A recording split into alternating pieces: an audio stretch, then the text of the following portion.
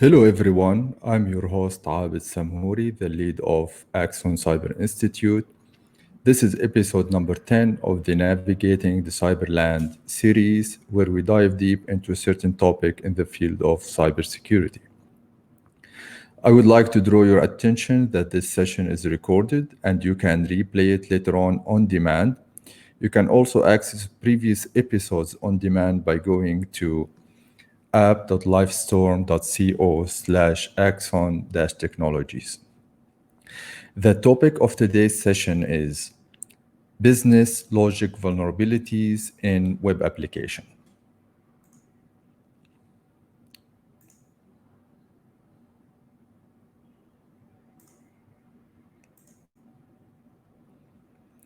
The agenda of this webinar is going to be as follows. First, I'm going to talk about the overview of business logic vulnerabilities and how they differ from normal technical vulnerabilities we are aware of. Then I will discuss around 7 classes of business logic vulnerabilities, which are business logic data validation, the ability to forge requests, integrity checks or integrity modification or integrity breaches, process timing and how to exploit process timing, function use limit or the number of times a function can be used, circumventing workflows, and then finally misuse defenses, whether the application has any defense against misuse.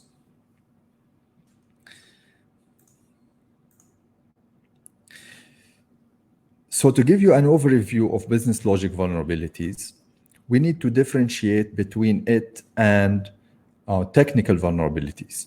We have all heard of technical vulnerabilities like SQL injection, cross-site scripting, command injection, remote file inclusion or local file inclusions, etc. These are typical vulnerabilities that we often hear of when we talk about web application. However, all of these vulnerabilities, despite their categories and the classes and names, they are called technical vulnerabilities. And the reason they are called technical vulnerabilities is because the conditions for these vulnerabilities remain always constant between vulnerable systems. The conditions are always common. For example, if you have system A that is vulnerable to SQL injection, and system B that's also vulnerable to SQL injection, the conditions for the SQL injection are going to be the same in system A and system B. And because the conditions are always common and they are always the same in every vulnerable system, they can be programmed into automated scanners, and thus automated scanners can scan for these vulnerabilities and can discover these vulnerabilities. So if you run a scanner like Zap Proxy or Acunetics, for example, it's going to tell you this system has SQL injection, has cross-site scripting, and so on. It is easily discoverable. On the other hand, logical vulnerabilities are different. The conditions for a logical vulnerability are always unique to each system. So system A, for example, might be vulnerable to a business logic, and the conditions for that vulnerability are unique to that application itself. And that's why it's very hard to detect them using automated scanners. But what is business logic? Business logic is the set of rules on which the developers develop the application. So application A, for example, the creator of application A would like to achieve a certain function, and he designs his program or his application to perform this function. And these rules by which the application should function are the business logic. This set of rules are the business logic. And this is why it is always unique to each application. If we look at this example, we have application A and application 1 and application 2. Both applications, they prompt the user to enter social security number. Social security number is a number that is unique to each individual in the United States, and it has a certain format, three digits, dash 2 digits, dash 4 digits. So application A prompt the user to enter a social security number. However, the user here, or the employee, or the customer, or whoever using that application, is asked to enter the social security number of a live individual, of a living individual. So somebody who is alive, let's say landlord. Like if we say this application tracks, for example, landlord and their properties, then you enter the social security numbers of landlords. But the assumption here is those individuals, those landlords, are living individuals. Application 2, on the other hand, prompt the user to enter the social security number of his or of their deceased individuals, deceased relatives. So they fill an application that somebody in their family has died, and they enter their social security number. So the business logic here is different. Even though both applications technically read social security numbers, but the logic behind the social security number is different. So application A must have a check that any social security number that is entered must be of a living individual. So if somebody manages to enter a social security number of a dead person, this is a breach for application A. Application 2 is totally the opposite. If somebody manages to enter a social security number of a living individual, then he has violated the business logic rule, and thus he has breached the system. So vulnerabilities that may exist in application A and application 2 are totally different. The conditions for them are totally different, and they cannot be spotted using automated scanners. So as a penetration tester yourself, or as a security assessor or a security analyst, when you review the application, you have to understand the business logic, what it's supposed to do. And then, aside from all the technical assessment, you need to see if in any ways the business logic can be broken or circumvented. And we are gonna look now into 7 classes of business logic vulnerabilities and provide different examples and scenarios. Okay, business logic vulnerabilities is a dedicated part in the OWASP penetration testing guide. And if you recall the previous, if any of you has heard the previous webinar, I talked about the OWASP methodology. There was a dedicated chapter to web application business logic, and it talks about 9 categories of them. I'm going to talk about 7 of these 9 categories, which are the most important ones. So let's talk about the first category of business logic validation, business logic vulnerability. It's called business logic data validation.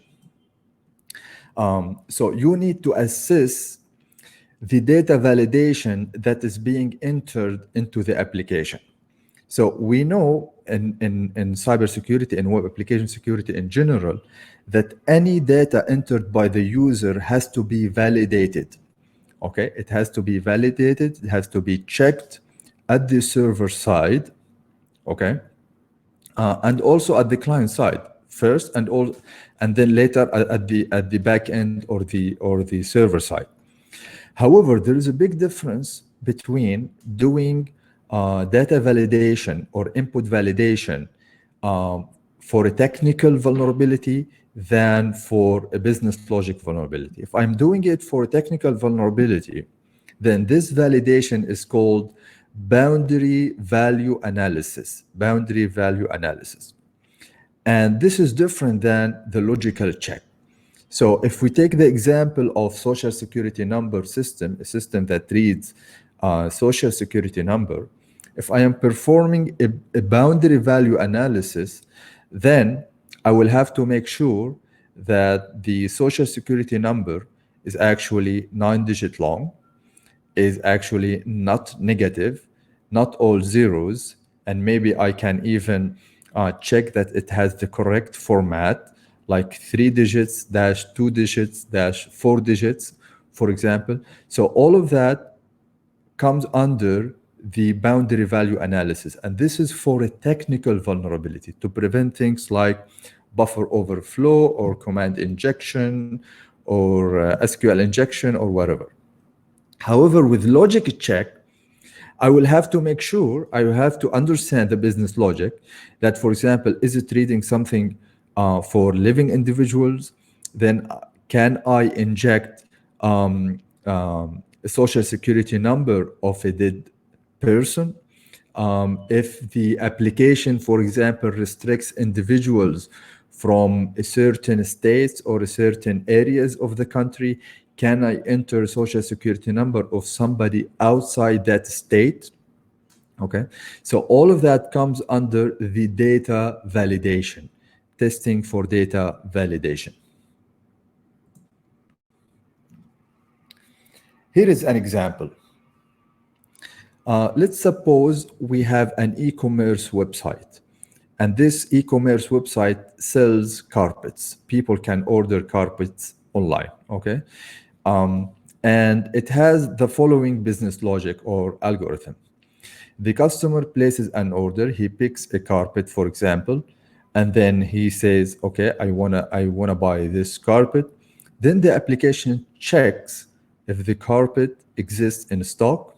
If it exists in stock, then it is shipped from the warehouse of that business, and then the process terminates.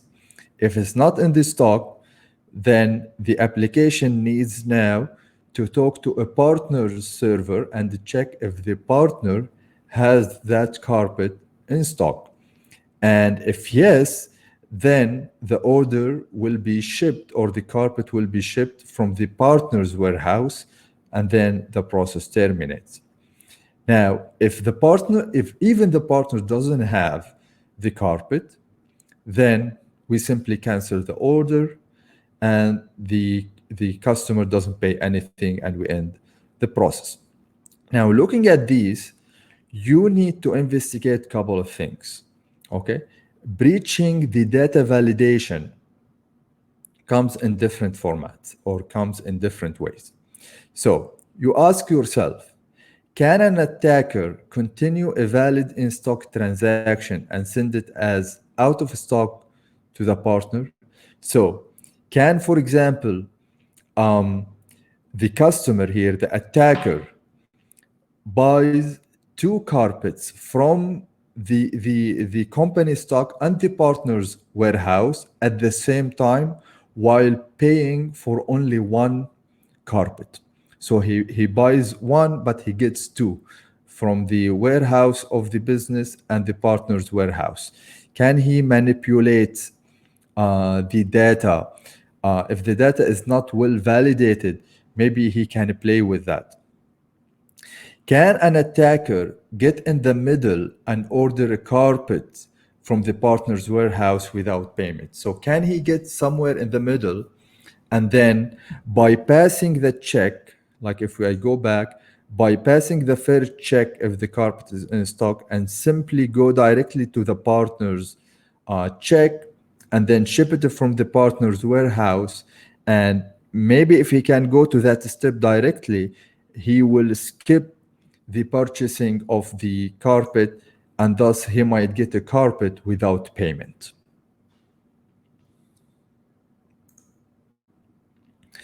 Another example for data validation is the following. Let's assume there is a system that deals with the credit cards. Okay, it sorts out the credit card of all its subscribers, and it monitors their balances and calculates their balances and checks and calculate whatever they have, whatever they're spending, whatever the limit they are allowed to spend, and so on. Now that system, let's assume that system updates all its account balances at night, okay? And sometimes even there could be a delay between the time you make a transaction and the time your balance is updated. Now, when you analyze such system, you need to make sure that nobody can do something where the data is not validated. So can an attacker, for example, uses his credit card like quickly in multiple locations? So he goes to location 1 and then directly location 2, 3, 4, 5 quickly. And maybe if he does this quickly, maybe he can buy more than the limit that is imposed on his credit card. So his credit card limit, let's say 500. If he does it very quickly, he might end up buying for 600. Okay, so this is a type of a business logic vulnerability. So he goes very fast and then he exceeds the limits. So can he exceed the limit if the system are basing decisions on last night's data? So when you analyze those systems, okay, you need to find out every data that is being transmitted from the client to the server. Okay, try to get in the middle and try to manipulate. Try to send data and see if they are validated or not validated. Are they well validated at the server side or not?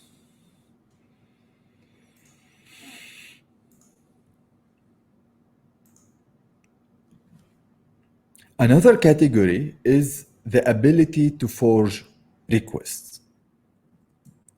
So, in a typical transaction, when a web browser is communicating to the web server, there is a direct request that goes from the web browser, okay, to the web server. And sometimes there are restrictions on the client-side data, restrictions on the web browser itself that makes manipulation of the data somehow difficult. Now, attackers can insert an intercepting proxy in the middle, okay? And then they bypass any restrictions on the browser and they can forge their own requests directly to the server.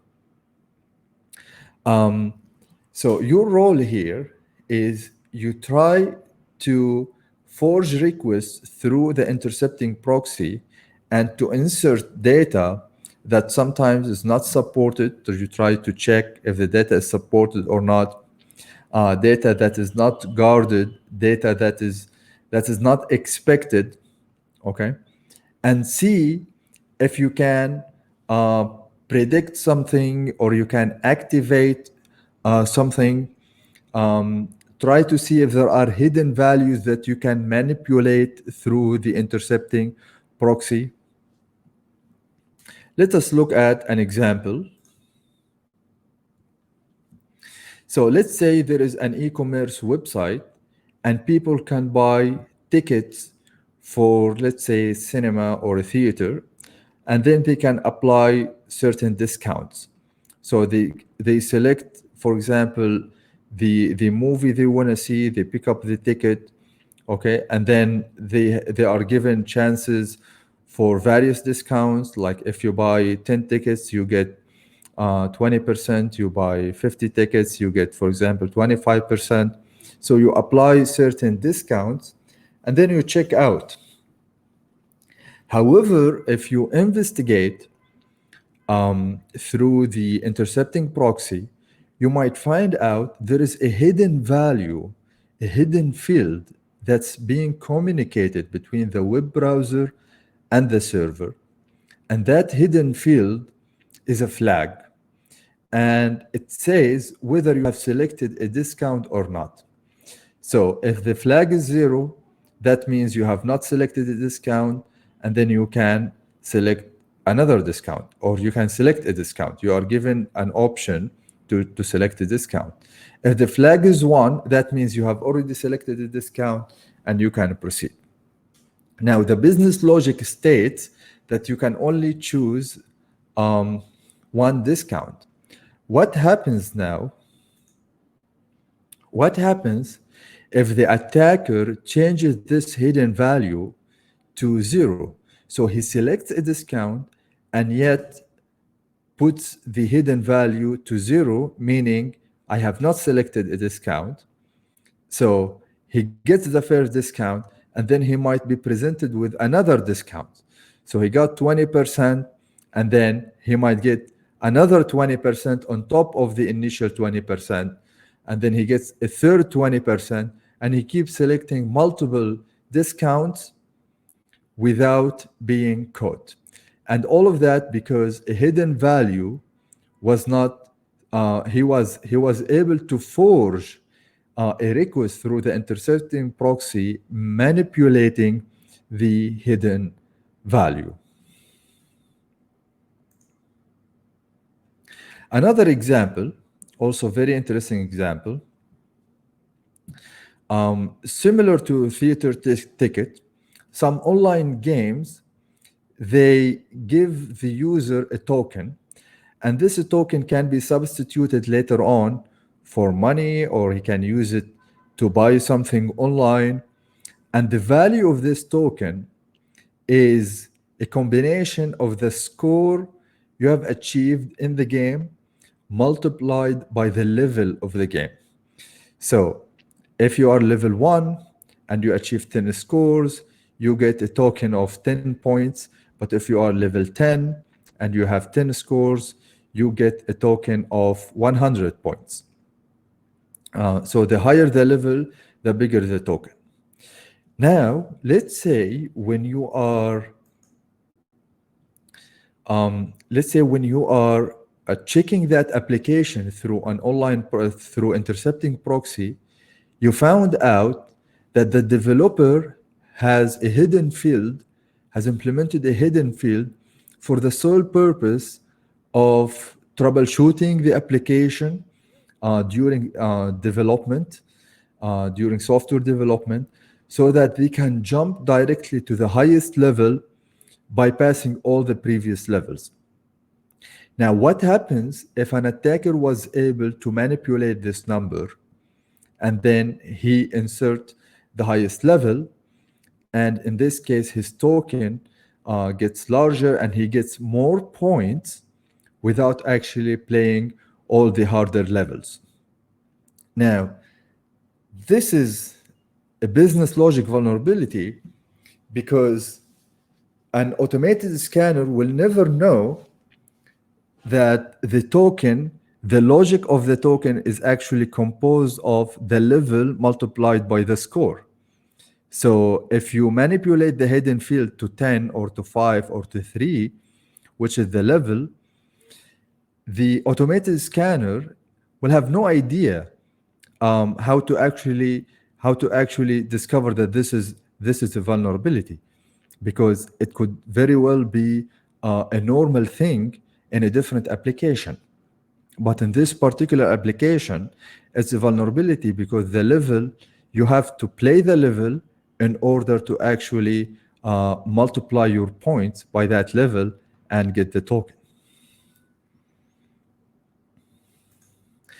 Let's go to the third category, and it is something we call integrity checks.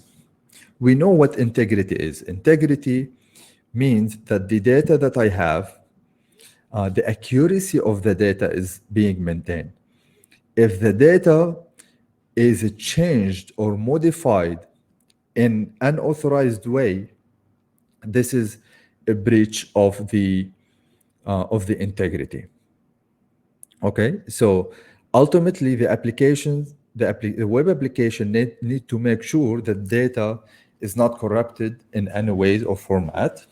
Okay, again, sometimes hidden fields exist in many web applications. Okay, And it's very simple in HTML to create hidden fields which can go back and forth between the web browser and the server. Also, sometimes applications present the user with a drop-down menu where they can choose items, okay, from the drop-down menu. The problem with these types of measure is they can easily be manipulated or modified. So if the drop-down menu has, like, let's say 3 file names, okay, that I am authorized to view 3 invoices, and then I know that there is an invoice that I'm not authorized to view that has a different name. If I can insert it using an intercepting proxy without using the drop-down menu, will I have access to it? Will I have access to it, or will is the application smart enough to actually perform an integrity check? Let us look at some examples.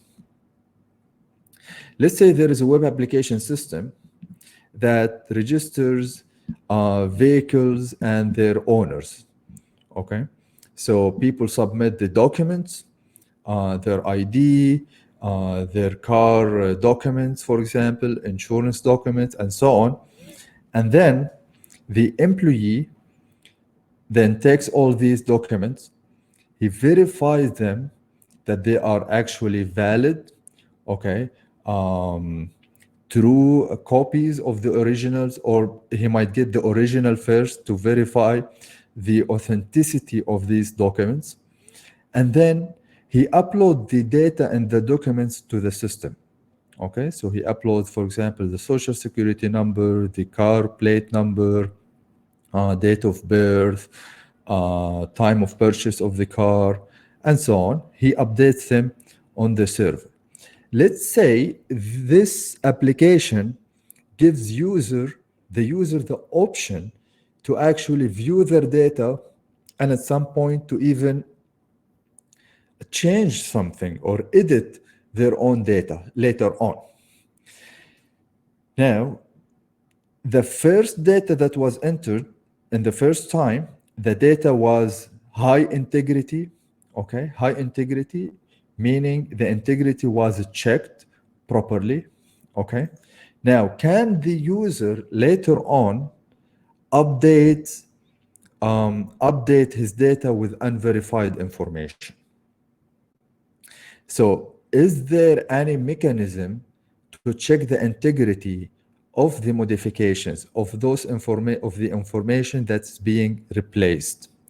Okay, so in this scenario, the right way is the same restrictions, the same strict validation or integrity check that was in the beginning must also be performed when the user updates their data. If it's not performed properly later on, there is a compromise of the integrity of the data.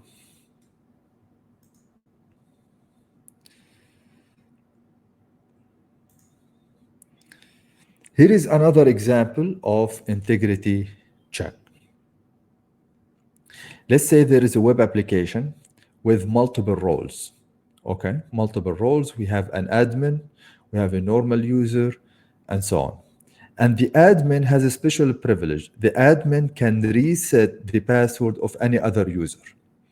Okay, so they go to the dashboard and they are able to select a certain user and then issue a new password for them.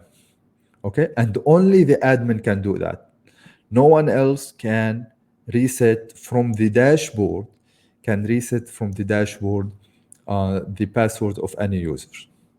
However, if there is no proper integrity check, guess what might happen? Again, an attacker can sit in the middle, monitor, and then he might know, or he might guess, or he might somehow trick the admin to get the actual page name or the actual API or URL to which the username and password are changed. So he gets that URL, and then he forced a request through his intercepting proxy and sending a new username and password, or a new password for a certain username, and try to make sure and try to change the password of that user.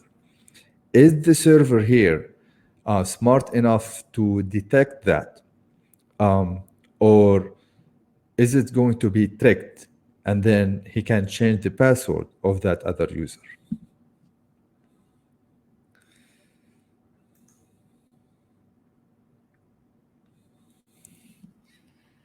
The fourth, the fourth category of business logic vulnerabilities is called process timing. Okay, and process timing is whenever you do a transaction online. Okay, whenever you send a request and then you receive a response later on, the server does something on the background, and whenever it does a process, it takes some time, and this time can be very short, very fast, few milliseconds. It can go up to seconds. Sometimes it can even go up to minutes. Okay, and attackers sometimes they monitor the time of certain processes and transaction, and they try to gather information. Like if a certain transaction takes longer time, maybe it's doing for maybe the password is correct. If it's taking less time, maybe the response is going to be bad password, for example, or bad credentials. So they try to infer information about how the system work in the background, okay, what it does, what kind of information might be revealed through the time it takes to complete a certain process. And sometimes they can even to circumvent the application or breach the application by monitoring the time.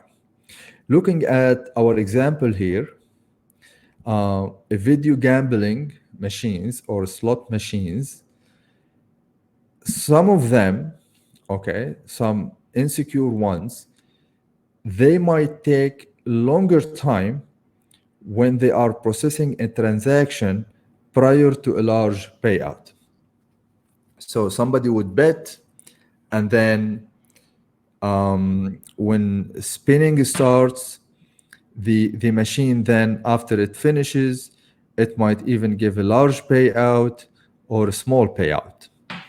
And sometimes the time it takes to complete this process can reveal whether the machine is going to have a large payout or a small payout. So what attackers can do in this case, they bet with minimum amount, okay, each time, until they see this longer transaction time, this processing time.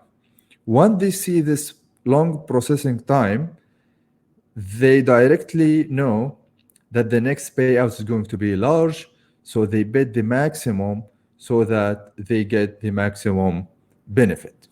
Okay? So this is again a business logic vulnerability. It is how the application is designed and how the rules of the game are and how can be circumvented. In this case, in this category, we are circumventing the business logic by monitoring the time it takes to complete a process. Here is another example. An e-commerce website that sells precious metals, like let's say gold and silver and other metals. Okay? And when you log in, the market price at that time of the metals you want to purchase are being recorded at that time, so that when you check out and when you buy, okay, you buy at the market price the time you logged in. So you logged in, let's say, and then the price of gold is 1,750 per ounce, okay? and then you make a transaction, and then you buy at that time. Now, let's say somebody logs in, and then the price of gold was 1,750, and then he waits. He waits maybe a couple of hours, okay? He waits until the end of the day without logging out. And then when that time passes, the price goes up and it's now 1,800 per ounce.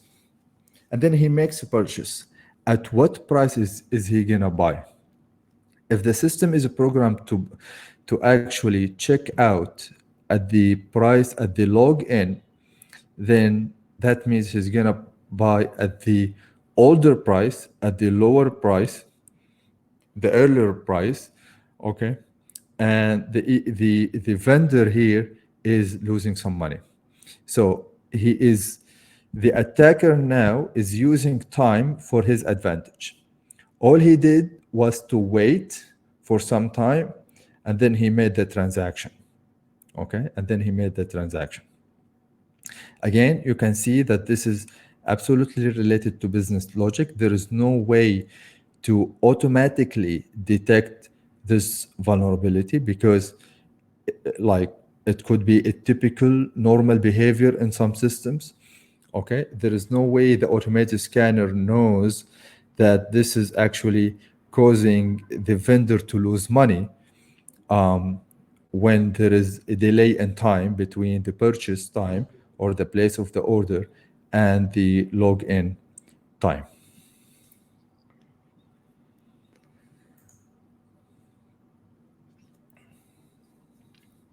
Now, the next category is function use limit. And I believe this is category number 6 now, or number 5. This is number 5, function use limit.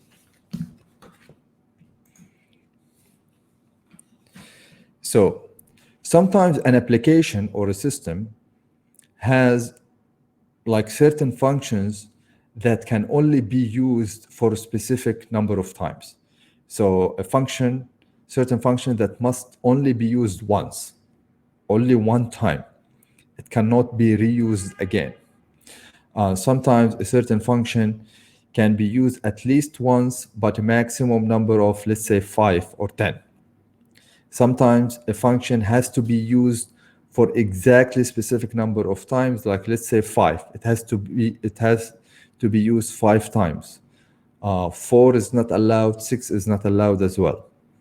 So number of times a function can be used is very critical, and we have to check whether it can be manipulated, circumvented.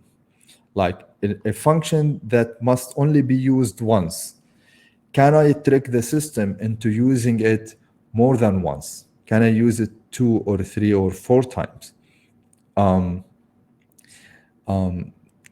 If something that must be used 3 times and then I use it 1 time only, can I get away with that? Let's look at this example. We have an e-commerce website that sells different items, and there is a discount option. This is very similar to the theater ticket we talked about earlier. So people, they fill in their basket with the items they want to buy, and then before they check out, they choose a discount option on their total purchase. The logic states that you can only choose one discount, and that discount must be applied on the total purchase. What happens?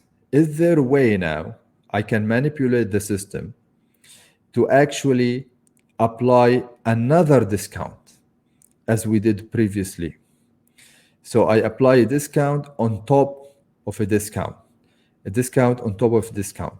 That means the discount function that must be used only once, I'm using it now 2 times, 3 times, 4 times. So, and this is different from the theater ticket where we actually manipulated the hidden field. We manipulated the hidden field so that we reapply the discount again. But in here, I'm not manipulating a hidden field. I'm not forging any request. I'm not doing any integrity modification. All I'm doing is after I applied the discount, just before the checkout, I press the back button and I try to go back to the discount page. If I go back, will I be able to choose the discount again? Will the function of the discount be executed a second times? If yes, this is a vulnerability. So I am applying multiple discounts.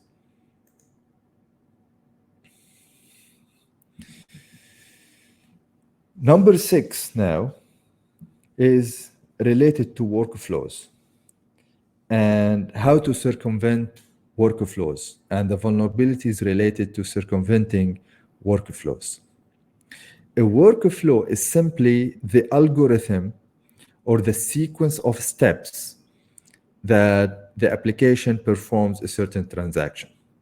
So let's say it has to perform like step A, and then step B, and then step C. It has to perform those 3 steps in sequence, okay, in order for the business logic to actually be applied correctly.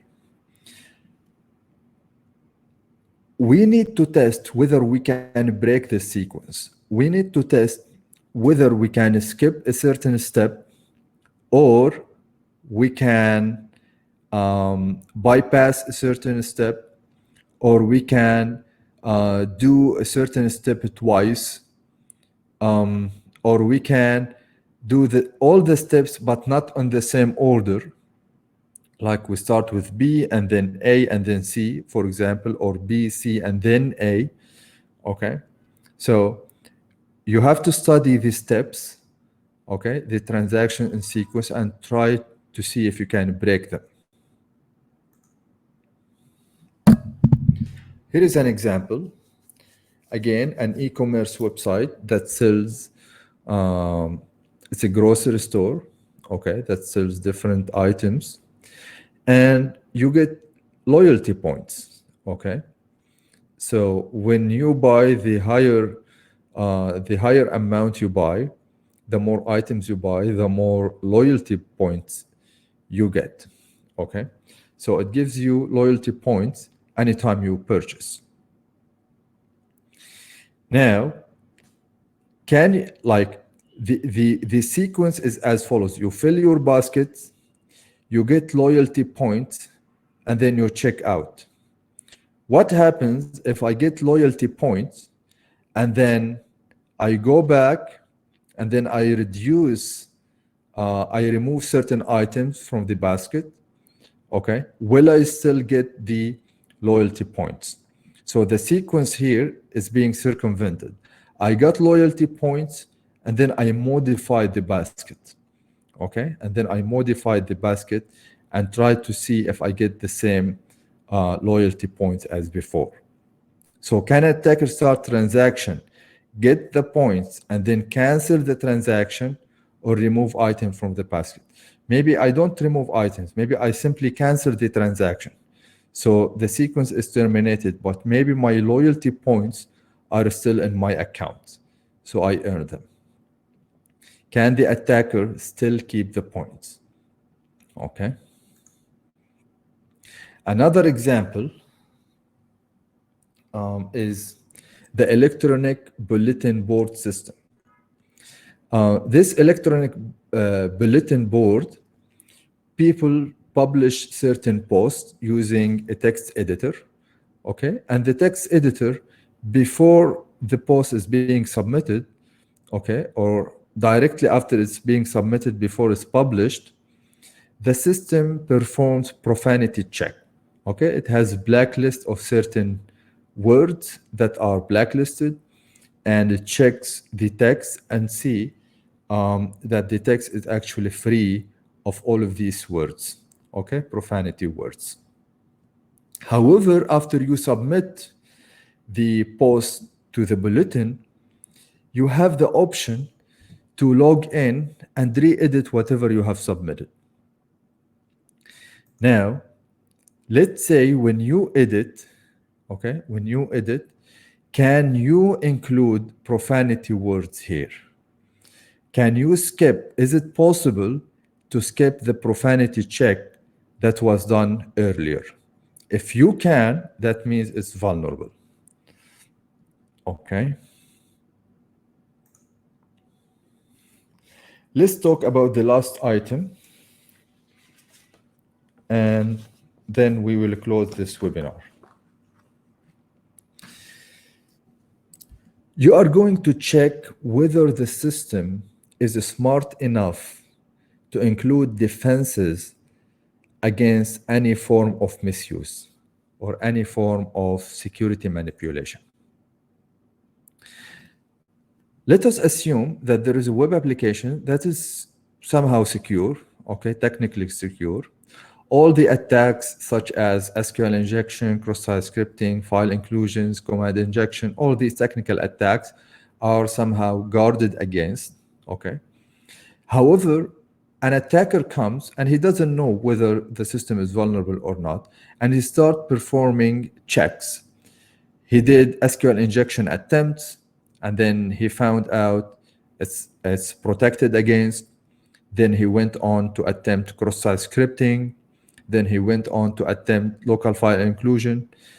Even though there is no vulnerability here, okay, he could not discover vulnerabilities. However, is the web application able to realize that this is an attacker who is trying to profile the system, assess the system, scan the system? Can he discover that this is an attacker? And if he discovers that he's an attacker, what measures he is taking to actually mitigate his danger or stop him? Okay. We have to know that when somebody misuses a functionality in your web application, this sometimes can be innocent, but if it happens multiple times, this can be a sign of attacks. Okay, somebody is doing an active attack here. Okay, if there are no attacks, the attacker now can discover vulnerabilities, because maybe after test after test after test after test, he can discover one vulnerability at some point. Okay, and then he can exploit that vulnerability. Let's look at this example.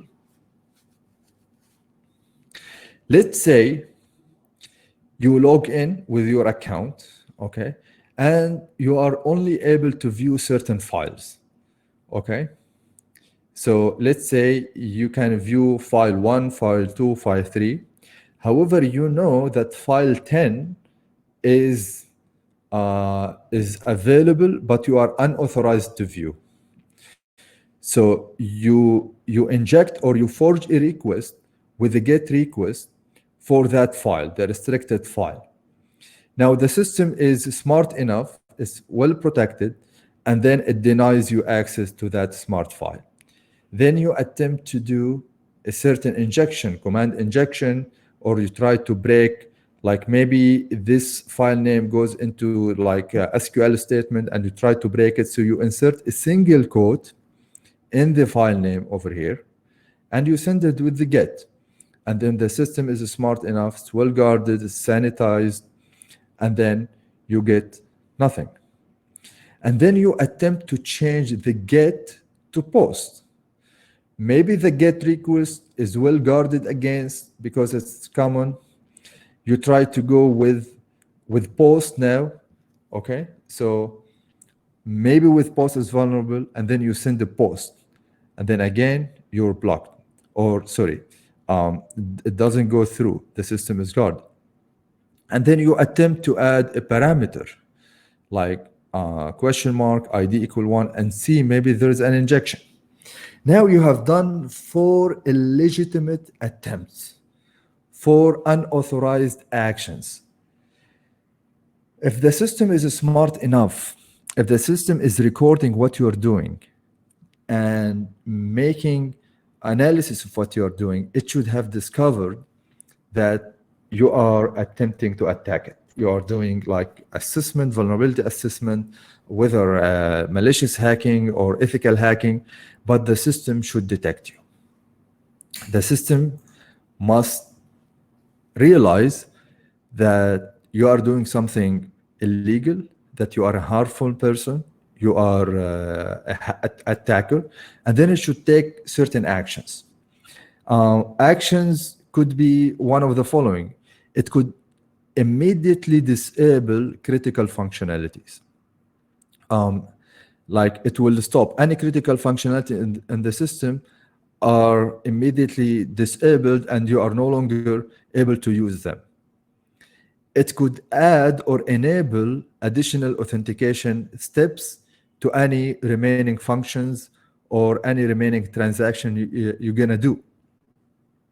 Or it could add a time delay for every request and response so that it takes long time for every attempt. For every request you send, and instead of taking a few milliseconds, it might take, let's say, 5 minutes, 10 minutes, or half an hour. So that you are not able to do this assessment, to do this scanning and the profiling of the system. It could enable recording so that you are now heavily recorded and every action and interaction you do is being recorded in fine details. Any of these actions are enough because what you have done raises suspicion, and the application should be smart enough to detect that. If during your test you are assessing your application and then you have raised so many attempts, okay, illegitimate attempts, and then you found out that the application doesn't like continues normally, okay, and doesn't take any action, doesn't recognize that you are a hacker, then the application has failed this test, okay? So by this, I believe we conclude this webinar.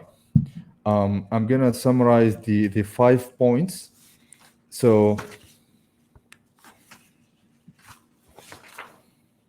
we covered first business logic data validation, and then we talked about forging requests, the ability to forge requests.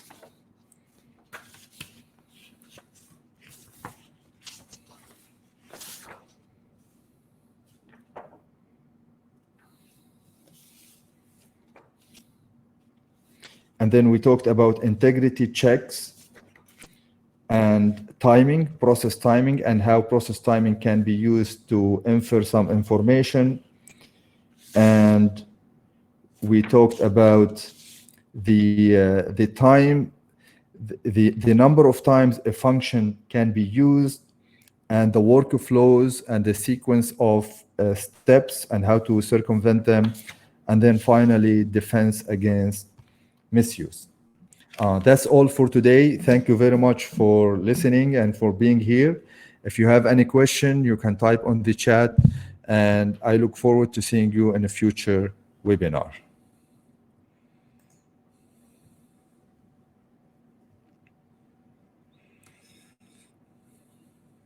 Thank you. Thank you, Joseph. Thank you, Mr. Alam.